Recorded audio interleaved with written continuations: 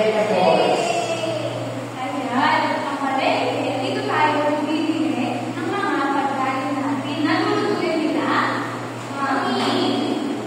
Ano naman kayo ang sunod na lugar sa pamilya na natalaway natin? Jimmy, Paula. Hospital. Hospital, very good. Ito. Sa hospital naman, ano ang ginagawa natin sa hospital? Papagaling. Ito. Yes, papagaling po. Very good. Dito din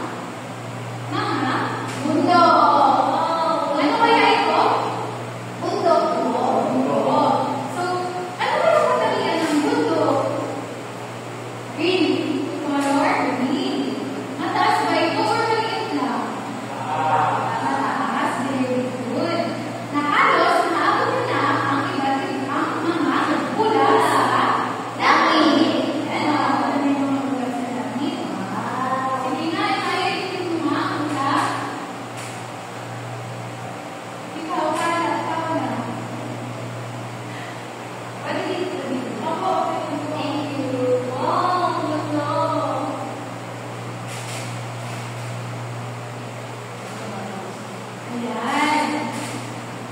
Teacher, pwede yung magkatlo? Hindi pwede kasi kung baka mamulong kayo or baka ma-accidente kayo.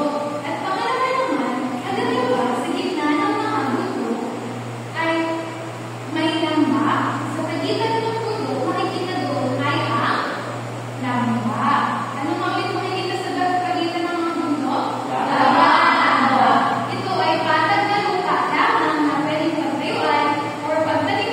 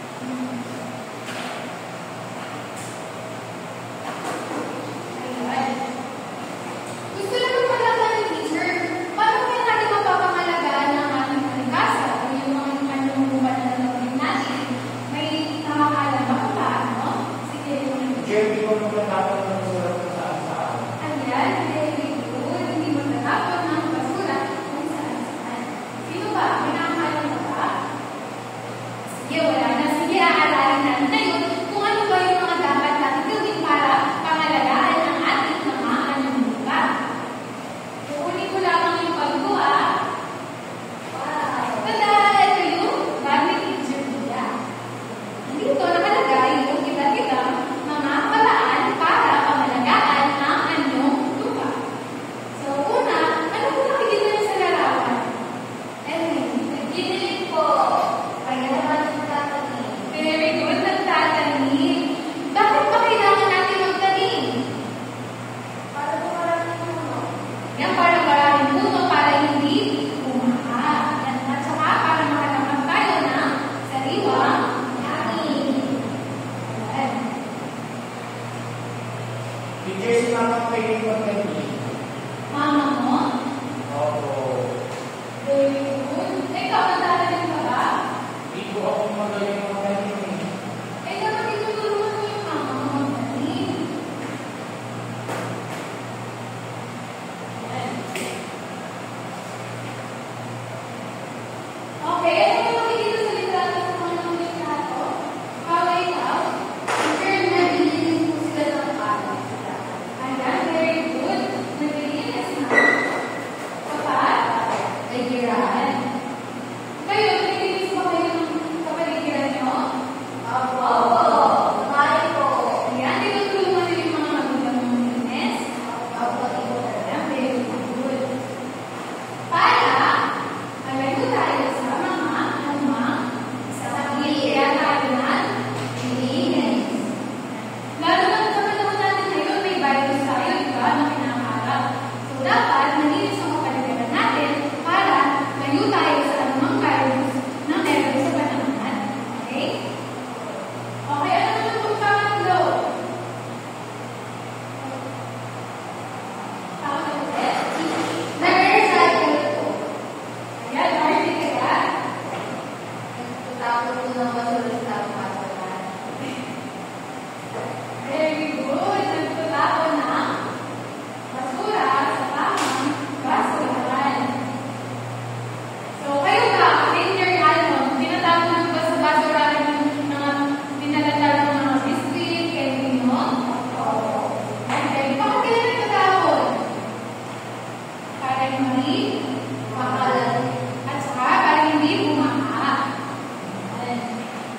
Kasi pag tapon tayo ng tapon sa mga lugar na ginagawa natin or sa mga ilog, pwedeng bumara at bumaha, di ba? So, ayan. Sige nga, ano nga ulit ang limang ng lupa na inaral natin? Yung 5 po, teacher. Bulkan po, bundok, lamba, kapatagan. No. Burol? Ayan, very good. Ang galing na.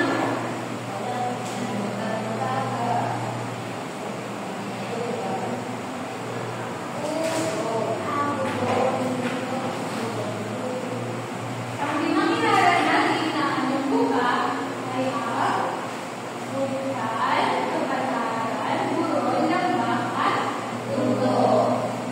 O paano naman natin mapapangalagaan ang ating mga anong buka o yung kapaligiran natin? Teacher, Well, huwag sirain. Huwag sirain ang Ano po? Bundok. very good. O, ano ba? Magtanim po ng mga puno. Very good. Ano ba? Yes.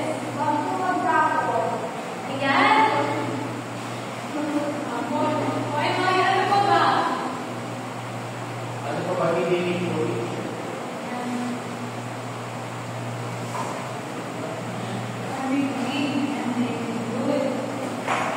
So, ngayon, dahil naunawaan nyo naman na, ay dadaan na tayo sa gawain.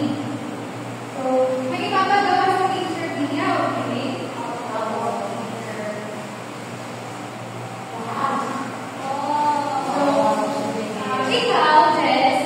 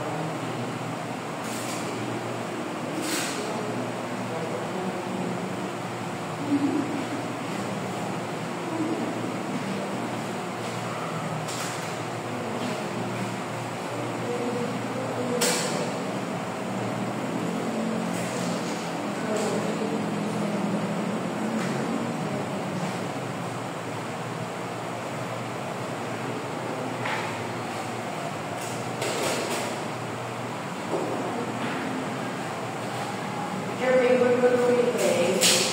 O, favorite mo? Ano po ano yung favorite mo ba? Ano po, pito?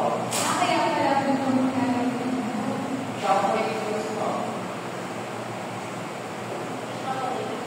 Teacher, pwede mo kainin yung chocolate milk? Ay, hindi po pwede kasi bulol-bulol. Diba? Different kinds po yun na. Ano yung ba? Kaya hindi po pwede kainin.